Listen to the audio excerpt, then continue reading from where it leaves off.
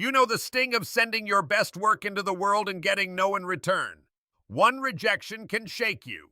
11 can make a dream feel like a cruel joke. But José Hernández's story gives rejection a different meaning. It did not prove that he was not meant for space.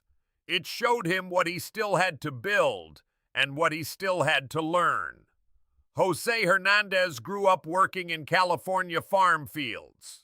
The work was hard, long, and real. The sun did not care about his dream. The soil did not care about his plans. Each day asked for effort before it gave anything back. That kind of life can teach a hard truth. Wanting more does not remove the weight of where you stand. Still, a dream began to take shape. Hernández wanted to become a NASA astronaut. For many people, that dream might feel far away, almost owned by someone else. NASA sounded like a place for people with perfect lives, perfect grades, and perfect chances. But a dream does not need to feel close before you take it seriously. Sometimes you carry it long before anyone else can see it. Then came the applications. Hernández applied to NASA again and again. 11 times, NASA rejected him. Each answer could have become a wall. Each answer could have told him to stop spending time, hope, and energy on a door that stayed closed. But the key question was not, why do they keep rejecting me? It was, what can I change before I apply again? That question is cognitive reframing. It means looking at the same hard event through a more useful frame. It does not call rejection good. It does not erase the pain. It asks what the pain can teach you. Hernández did not treat every rejection as proof of failure. He treated it as information about the gap between his dream and his current skills. So the dream became a path. He strengthened his math and science skills. He built technical knowledge. He worked as an engineer. He kept learning while the answer stayed no. This matters because persistence is not just repeating the same move with more force. Real persistence changes the plan, repairs weak spots, and returns with more skill than before. Picture what that demands from a person. You work all day, carry old doubts, and still sit down to study. You send another application while remembering the last 11. You ask yourself whether the effort is wise or foolish. Confidence may not arrive first. Many times, action must walk into the dark before confidence follows. That is self-efficacy, a plain term for the belief that you can handle a task by learning and doing it. It is not loud pride. It is built through proof. You solve one hard problem. You finish one more lesson. You send one careful application.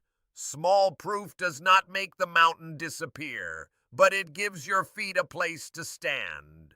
The farm fields mattered, but they did not magically guarantee the result. Hard work alone cannot control every choice, every system, or every chance. Poverty, unfair limits, luck, and long waits are real. Hernández's story should not be used to shame anyone whose dream is delayed. His journey shows possibility, not a promise. Effort can prepare you for a door, but it cannot force every door to open. That truth makes his story stronger, not weaker. He did not simply hope harder. He built a record of growth. When a goal is rejected, you can make your own record too. Write down what the goal asks for. Mark the skill you lack. Name the person who may help. Choose one next action that can be finished within a week. Maybe your goal is not space. Maybe it is a new job, a degree, a healthier life, or a way out of a painful chapter. The first answer may be no because your skill needs work. It may be no because the timing is wrong. It may be no because the system is unfair. Your job is not to invent a sweet story about the reason. Your job is to find the part you can move. Hernandez also had help from his family. That detail matters. The lone hero is a powerful story, but it is often incomplete. Behind a hard climb, there may be people who share time, care, advice, rides, food, or faith.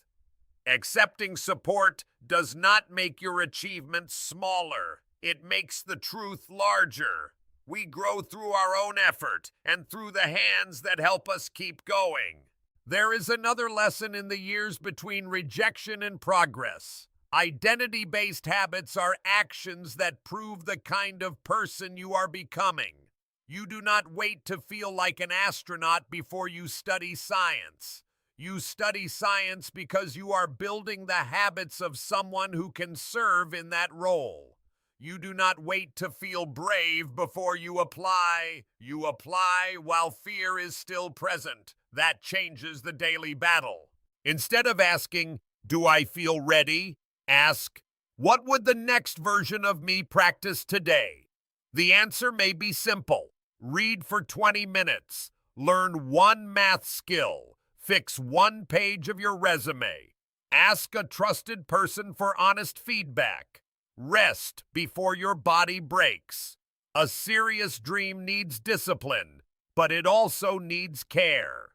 Years after those 11 rejections, José Hernández reached space aboard STS-128 in 2009. The number 11 did not vanish. It became part of the road behind him. The rejection letters did not become proof that the dream was foolish.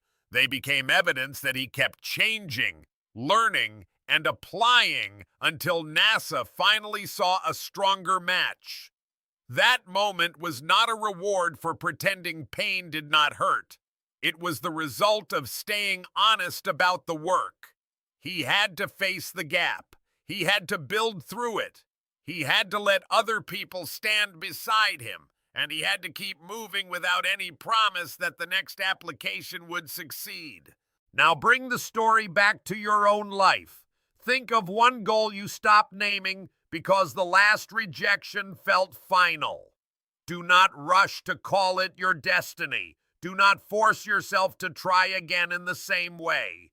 Instead, make 3 lines. Missing skill, useful support, next brave action. Let the page tell the truth.